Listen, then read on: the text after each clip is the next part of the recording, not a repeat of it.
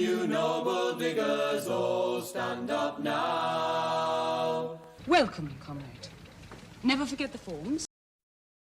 Hello, my friends, and welcome to my channel. Today, we will obviously be talking about the assassination of Charlie Kirk. I'm of three minds on this topic. I want to celebrate, want to instruct, and I want to interpret. Celebrate. The orthodox Marxist position is that individual acts of terror are unstrategic, not beneficial to the revolution. They're correct. I've read the arguments. I've read them many times, deeply. They are correct. Individual acts of terror will not help the revolution. It allows the right to grasp for more violence. In fact, yesterday's assassination could serve as a Reichstag fire moment that gives the Trump administration a second opportunity at their whole Hitler thing. I believe they're going to flub it, though. They're all incompetent. They haven't done anything else, correctly so far for their Nazi ideology, so I'm just not worried. But it is scary. It is a moment of violence, right? We're in the time of lead. It's what they called the Italian violence from the 60s through the 80s. And now, before I start to instruct, and I'm going to do a bunch of reading, I've decided.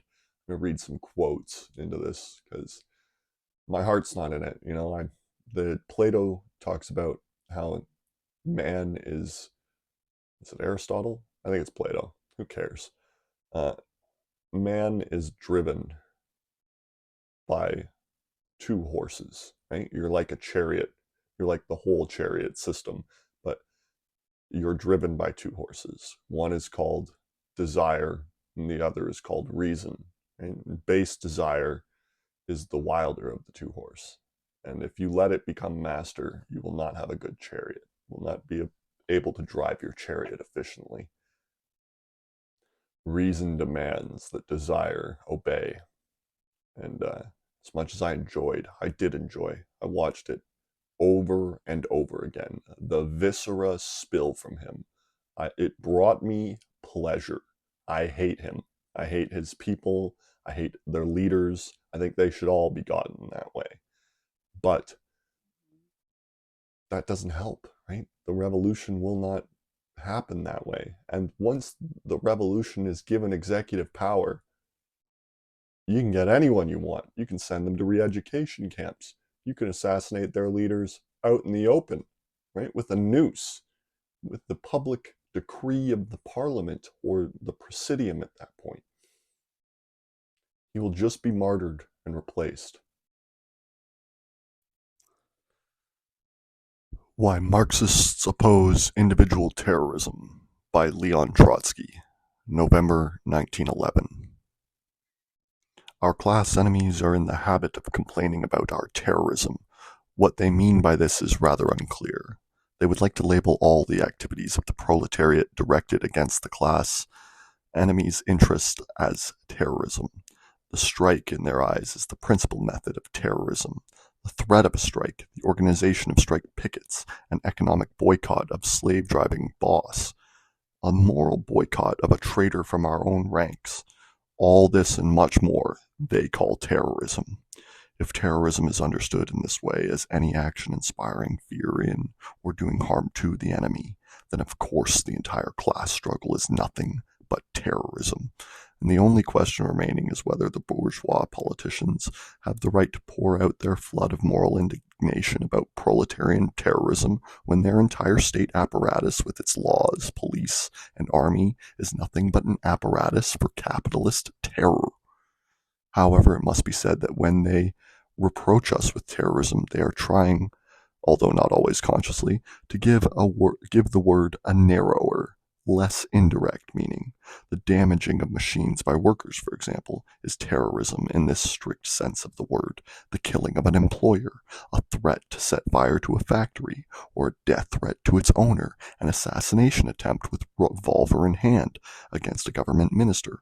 All these are terroristic acts in the full and authentic sense. However, anyone who has an idea of the true nature of international social democracy ought to know that it has always opposed this kind of terrorism, and does so in the most irreconcilable way. Why? Terrorizing with the threat of a strike or actually conducting a strike is something only industrial workers can do. The social significance of a strike depends directly upon, first, the size of the enterprise or the branch of the industry that it affects, and second, the degree to which the workers taking part in it are organized, disciplined, and ready for action. This is just as true of a political strike as it is for an economic one. It continues to be the method of struggle that flows directly from the productive role of the proletariat in modern society. Terror belittles the role of the masses. In order to develop, the capitalist system needs a parliamentary superstructure, but because it cannot confine the modern proletariat to a political ghetto, it must sooner or later allow the workers to participate in parliament. In elections, the mass character of the proletariat and its level of political development quantities, which again are determined by its social role, i.e., above all, its productive role, find their expression.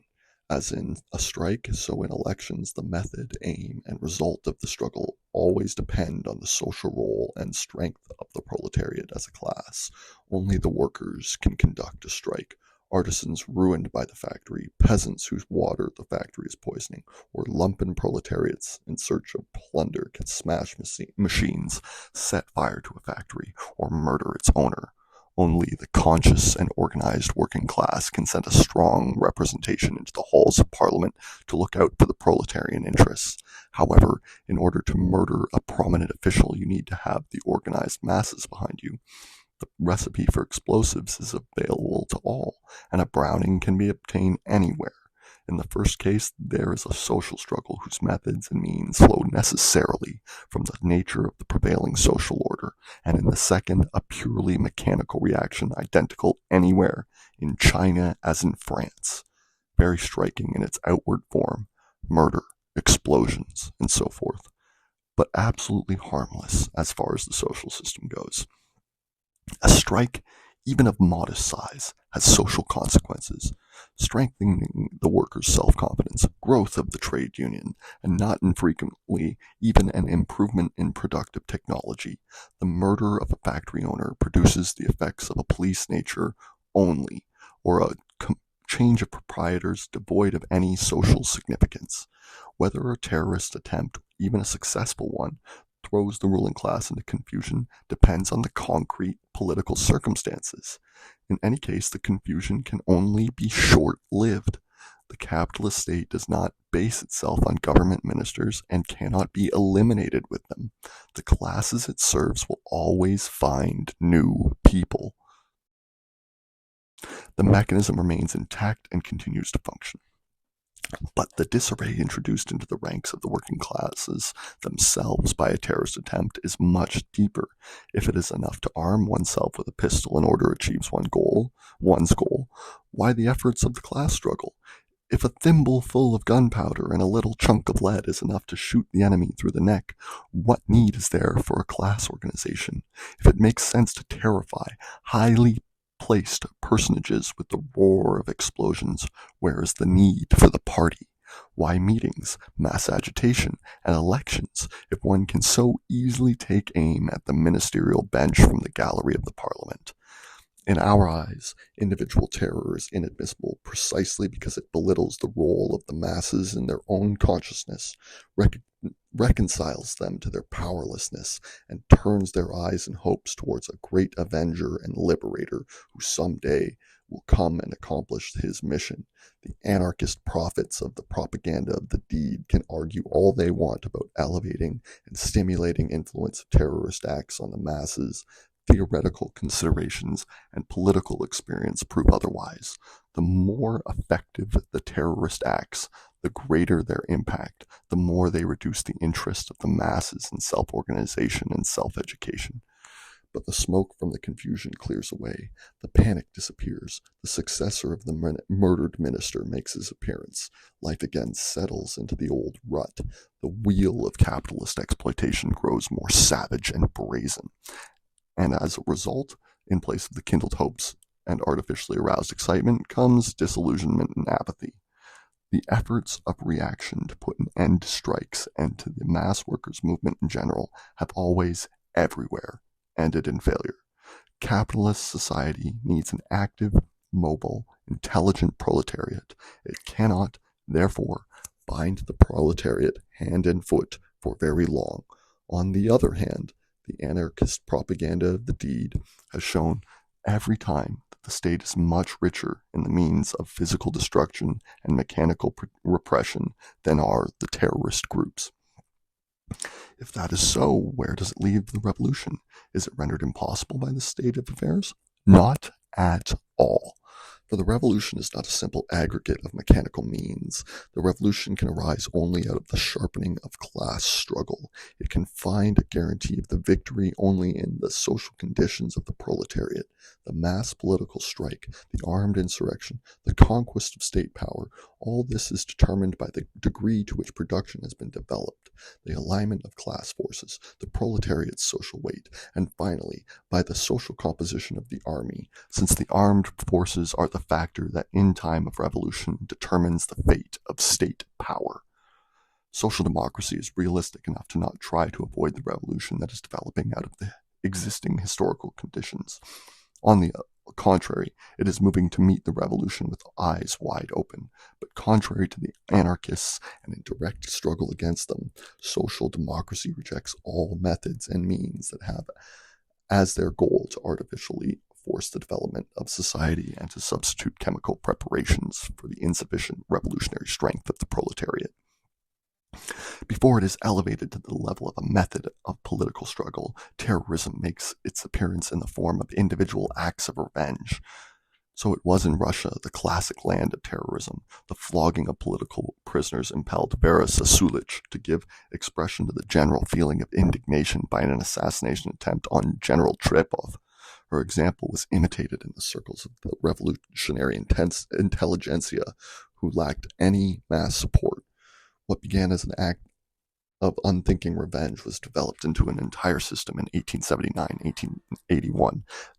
The outbreaks of anarchist assassination in Western Europe and North America always come after some atrocity committed by the government, the shooting of strikers or execution of political opponents.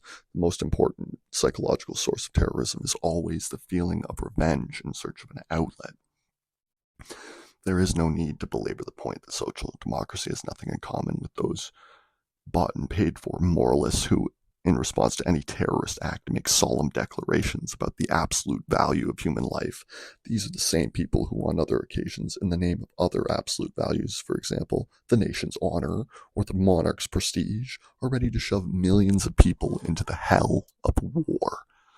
Today, their national hero is the minister who gives the sacred right to private property, and tomorrow, when the desperate hand of the unemployed workers is clenched into a fist or picks up a weapon, they will start in with all sorts of nonsense about the inadmissibility of violence in any form.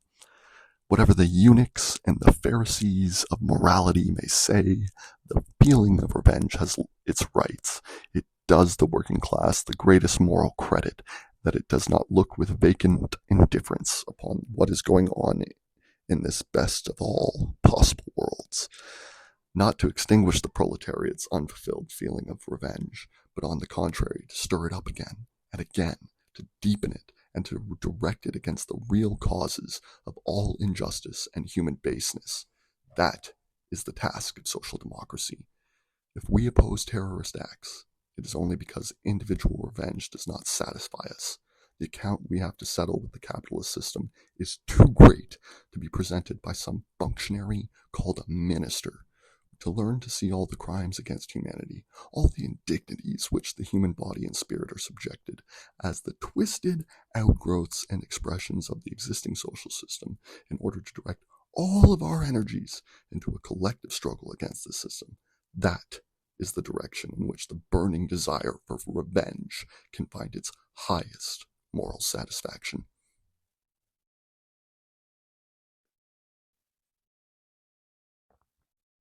Interpretation, just do some tinfoil hat. This looked very professional. It looked very professional. The shooter got away, right? The Originally, they thought the shooter was this bald old man who was a Christian extremist, right? But to me, this looks like a professional hit. The PMC, that's me assuming things. PMC means private military contractor. The shooter can be seen wearing black and running off very quickly after taking the shot from one of the video angles I've seen. That indicates to me that that's a professional.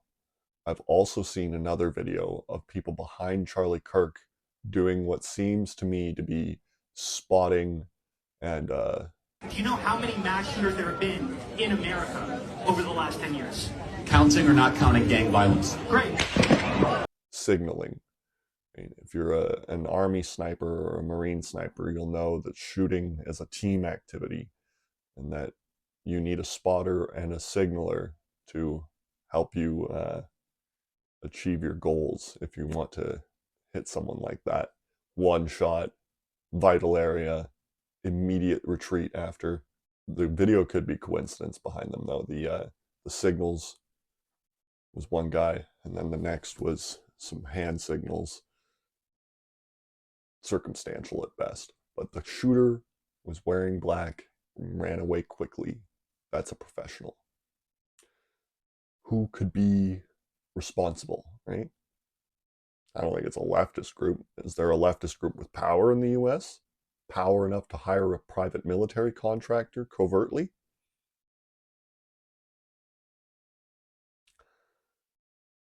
There's only two suspects in the world that this could be. It's either the American conservatives themselves trying to false flag, or it's the Israelis who killed Charlie Kirk for getting out of line. And he was starting to get out of line according to their line. Anti-Semitism. He's come out. He's started to distance himself because he can see the tides of change within the popular electorate.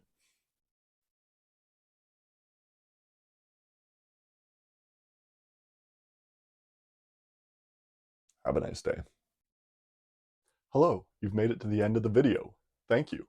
This channel has one mission: to prevent civilizational collapse associated with climate change, to prevent 100 million refugees by 2035, to stop 7 billion from starving to death by 2075. And we will do this through one main vehicle. We mean to unite the Anglosphere. We will do this by convincing the Commonwealth of His Majesty King Charles III to apply for statehood as one. And then with this new power, we will be able to negotiate in good faith with the rest of the world on how to tackle this crisis. Thank you and enjoy.